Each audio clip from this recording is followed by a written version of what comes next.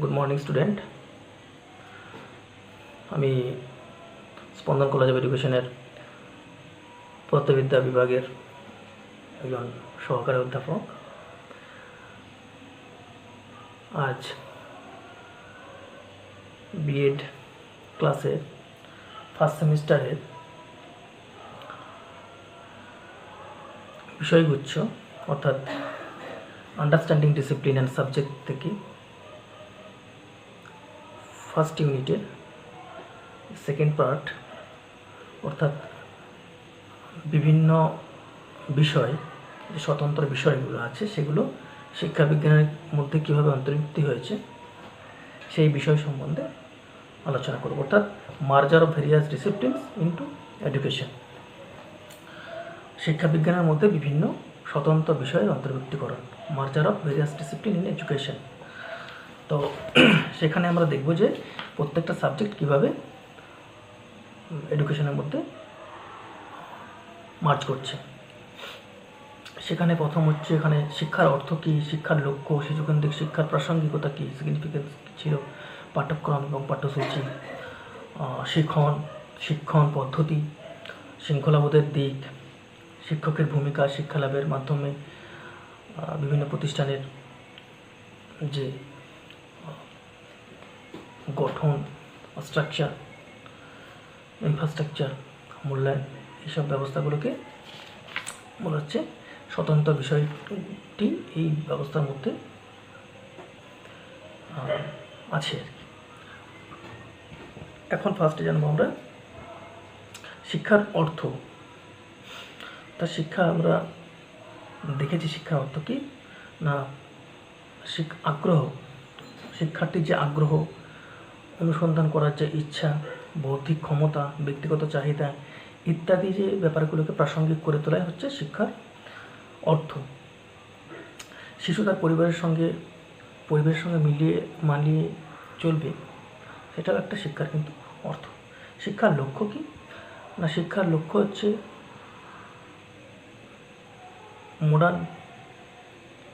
মডার্নাইজেশনের সাথে নিজেকে অ্যাডাপ্ট করে নেওয়া, এবং শুধু এটাই যে শিক্ষার লক্ষ্য তা কিন্তু নয়।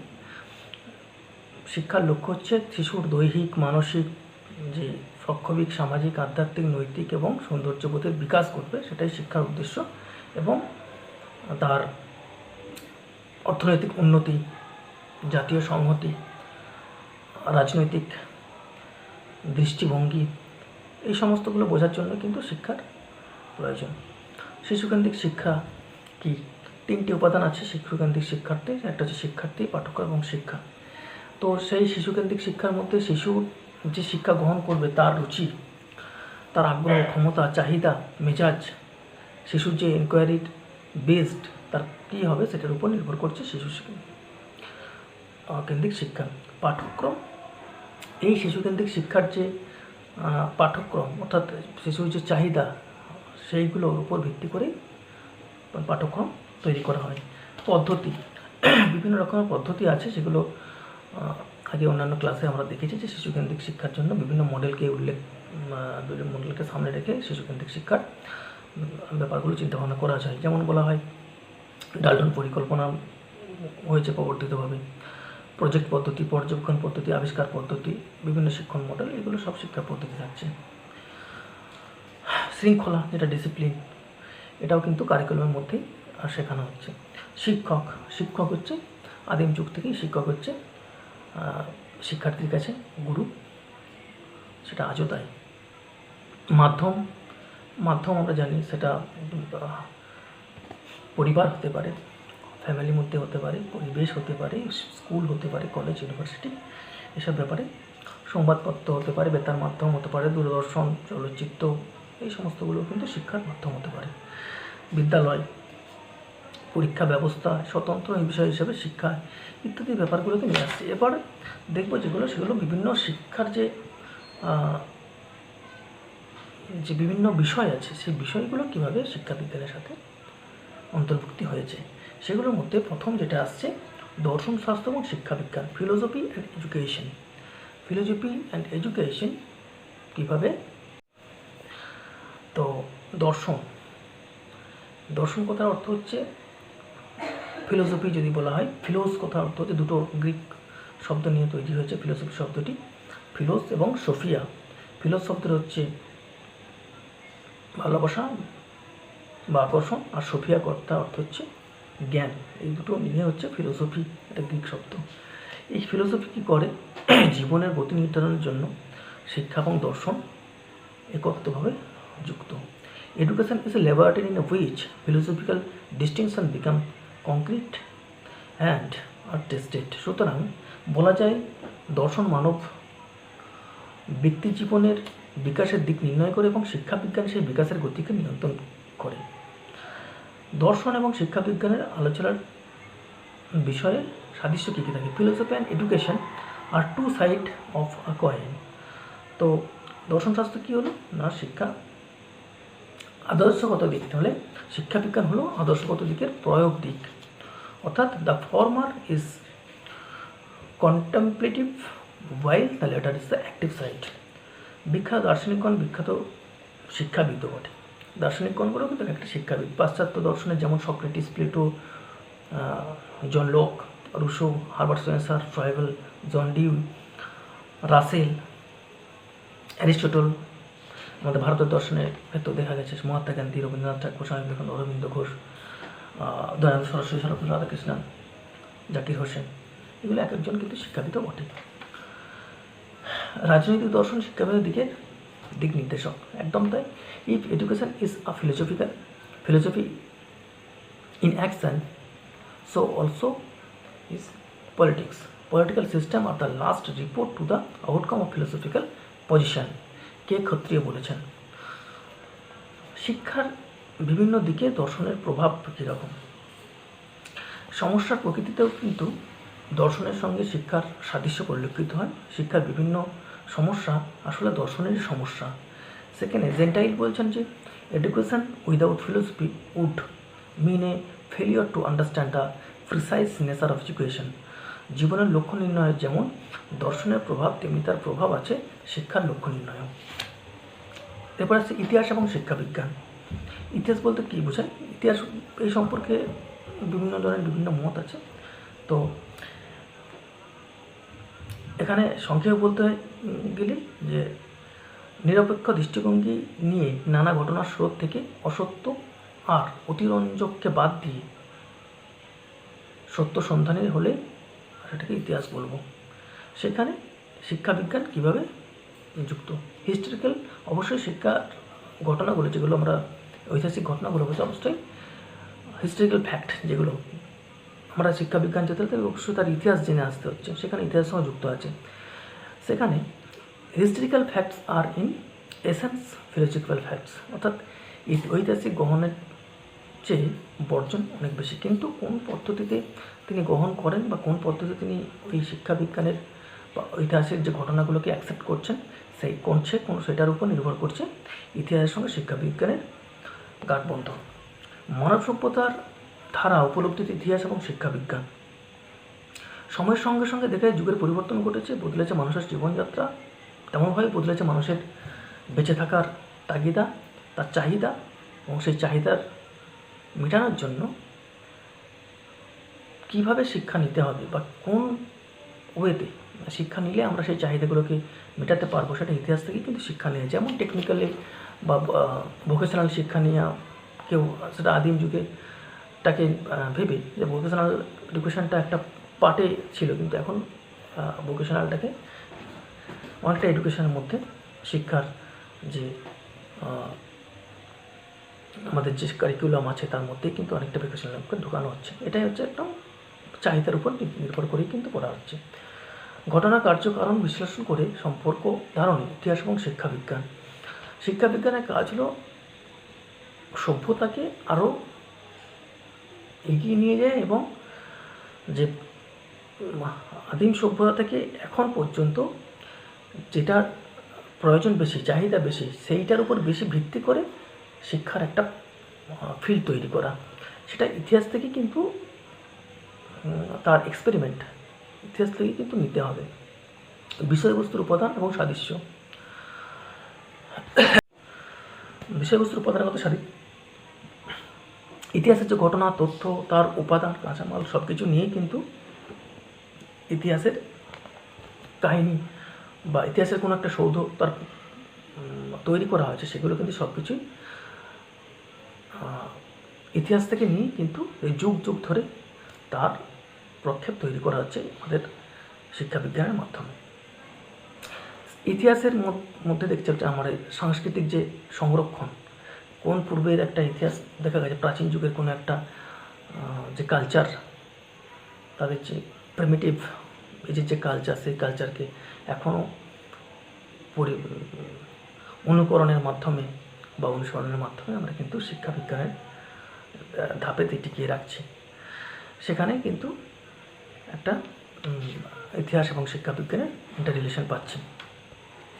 আর অন্য দিক থেকে দেখতে গেছি জাতীয়তাবাদী দৃষ্টিভঙ্গি এবং আন্তর্জাতিক বোধের উন্মেষেও কিন্তু ইতিহাস এবং শিক্ষা বিজ্ঞান ইন্টার রিলেটেড আছে।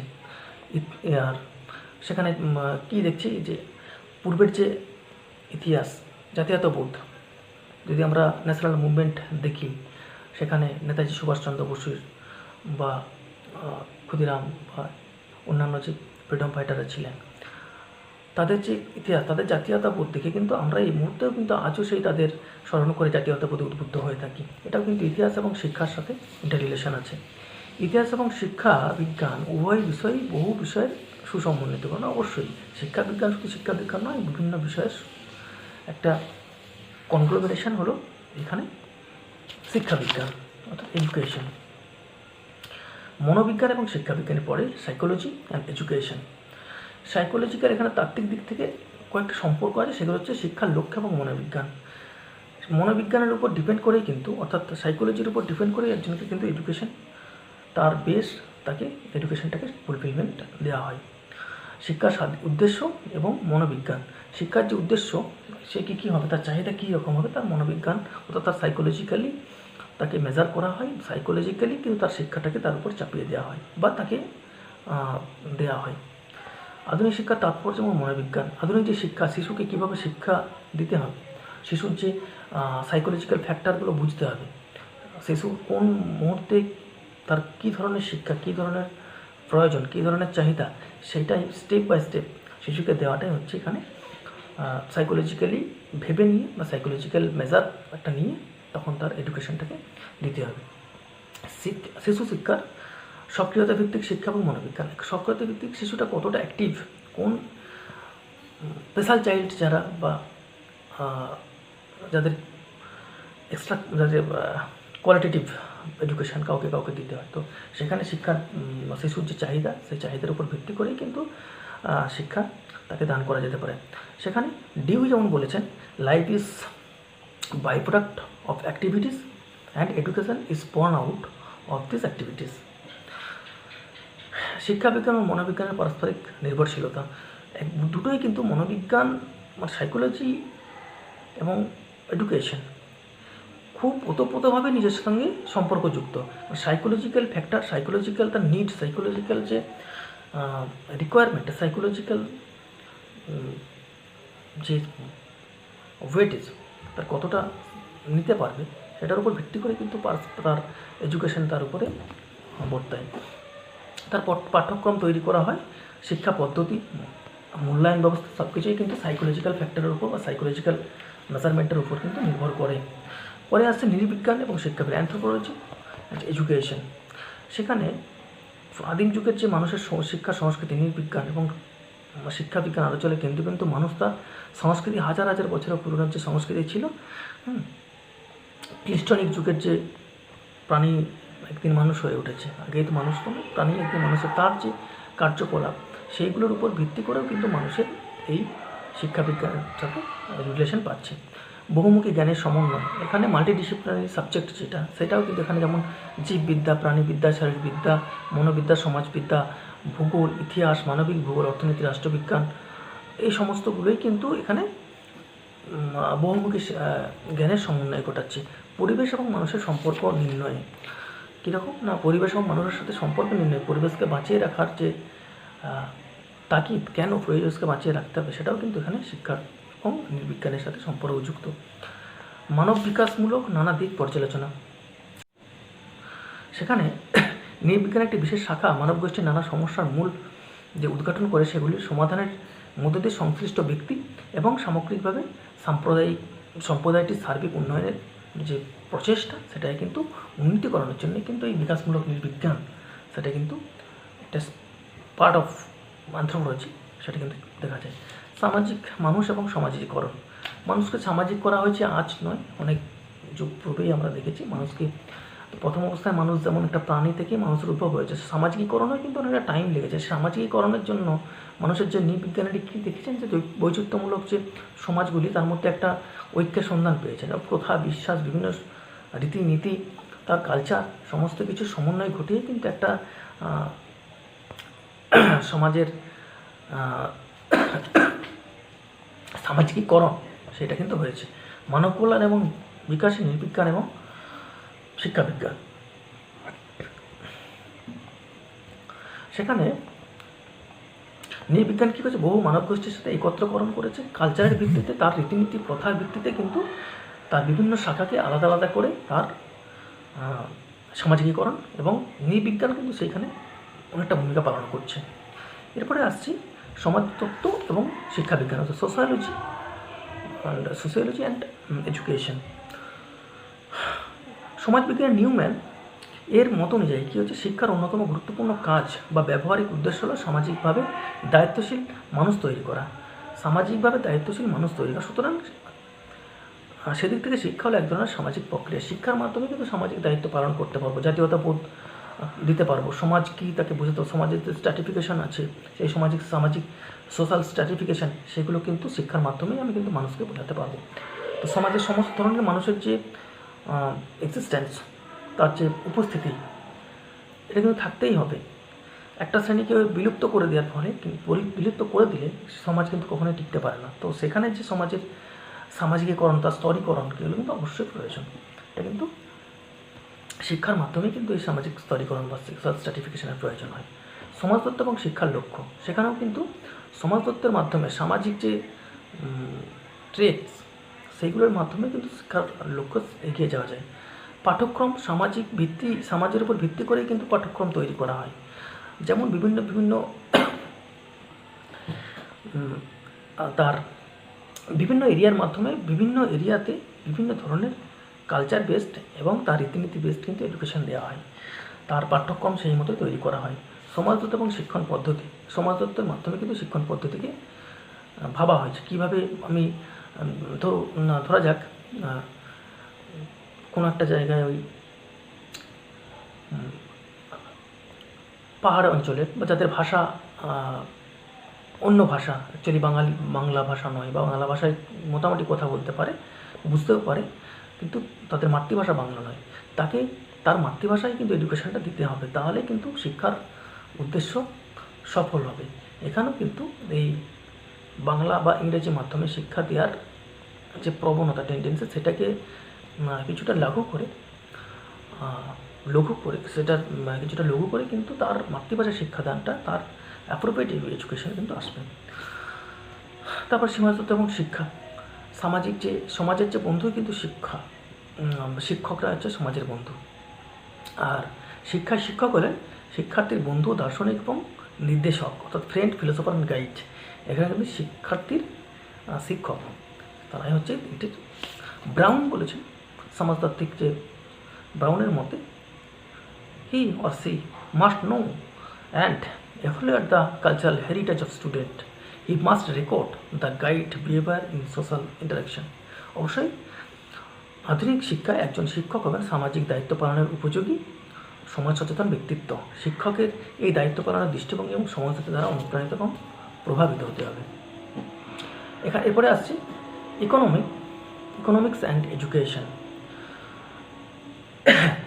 অর্থশাস্ত্রের সঙ্গে শিক্ষাবিজ্ঞানের সেই সম্পর্কের কয়েকটি দিক নিম্নে উল্লেখ করা হচ্ছে। যেমন শিক্ষাবিজ্ঞান কোনো দেশ বা রাষ্ট্রের যার অর্থনীতির ভিত্তিতে কিন্তু শিক্ষাবিজ্ঞানের যে শিক্ষার কাঠামো, যে ইনফ্রাস্ট্রাকচার অফ এডুকেশন, তার কারিকুলাম, সেটা কিন্তু অর্থনীতির ভিত্তিতে বা অর্থশাস্ত্রের ভিত্তিতেই কিন্তু শিক্ষার তার এগুলো তৈরি করা হয়। আর শিক্ষাবিজ্ঞানের এখানে মানুষের স্থান, শিক্ষাবিজ্ঞানের আলোচনার মূল বিষয় হিসাবে স্থান পায় মানুষ এবং তার শিক্ষা। অর্থাৎ মানুষ নিজেই কিন্তু এখানে সম্পদ, আর শিক্ষার মাধ্যমে মানুষকে আরও সম্পদশালী তৈরি করা, এডুকেশনের মাধ্যমে কিন্তু মানুষকে আরও সম্পদশালী তৈরি করা, এটা হচ্ছে শিক্ষাবিজ্ঞানের মূল লক্ষ্য।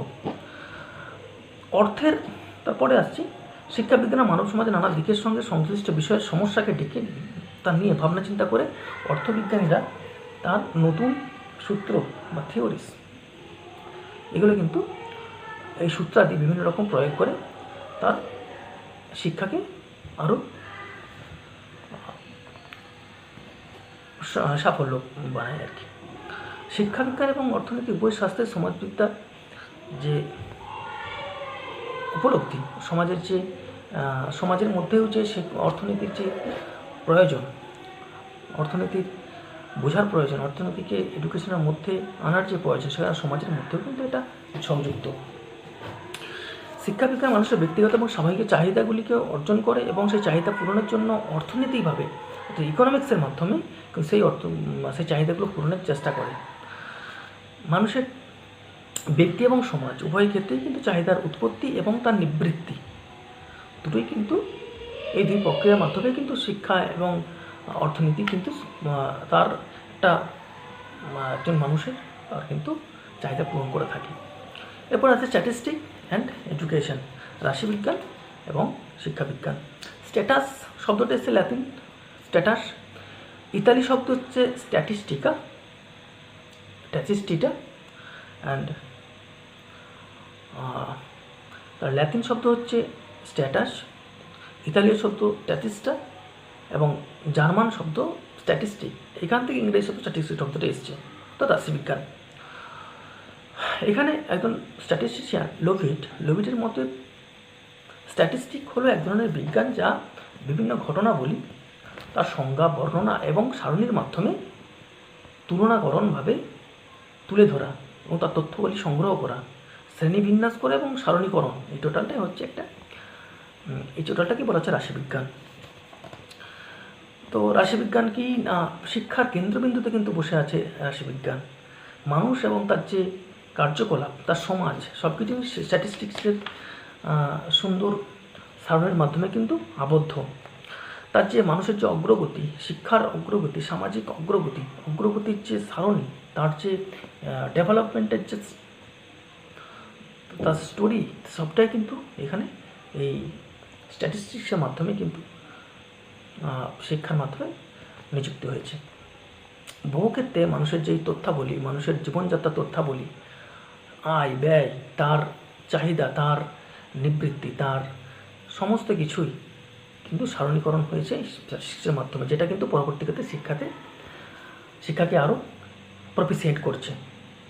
সমাজ, রাষ্ট্র তথা বিভিন্ন দেশ, সমস্ত জায়গায় কিন্তু স্ট্যাটিস্টিক্সের মাধ্যমে কিন্তু মানুষের শিক্ষার যে পরিপূর্ণতা, কোন পথে গিয়ে শিক্ষার পরিপূর্ণতা পাবে, সেই স্ট্যাটিস্টিক্সের মাধ্যমে কিন্তু একজন শিক্ষার্থী জানতে পারবে। সময়ের সঙ্গে সঙ্গে মানুষের যে পরিবর্তন, সেটা যে তুলনামূলক পরিবর্তন, সেটা কিন্তু সেই স্ট্যাটিস্টিক্স থেকে জানতে পারবে। এবং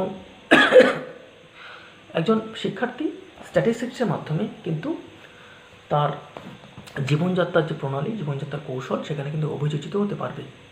পরিবেশের সঙ্গেও কিন্তু অভিযোজিতভাবে ও অবিচ্ছেদ্যভাবে কিন্তু বসবাস করতে পারবে, তার পরিবেশকে মানিয়ে নিতে পারবে, সেটা কিন্তু স্ট্যাটিস্টিক্সের মাধ্যমে।